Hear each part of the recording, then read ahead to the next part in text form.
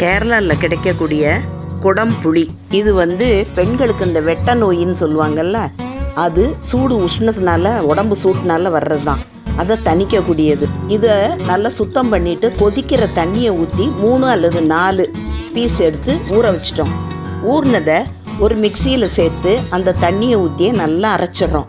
அதோட ஜீரகப்பொடி, மிளகு பொடி, பிளாக் சால்ட்டு இது எல்லாத்தையும் சேர்த்துட்டு தேவையான அளவு வெல்லம் சேர்த்து நல்லா அரைக்கிறோம். அரைச்சதை கொஞ்சம் தண்ணி சேர்த்துட்டு வடிகட்டிக்கிறோம். நல்லா வடிகட்டி எடுத்துடணும். அதில் புளிப்பு எவ்வளோ இருக்கோ அந்த அளவுக்கு தண்ணி ஊற்றி வடிகட்டிக்கலாம்.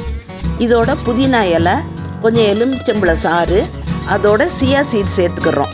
அதாவது சப்ஜா சீட் சேர்த்துக்கிறோம். பாதாம் பிசின் தேவைன்னா சேர்த்துக்கலாம். இதை வடிகட்டி குடித்தோன்னா உடம்பு சூட்டை தணிக்கக்கூடிய குடம்புளி சர்பத் ரெடி.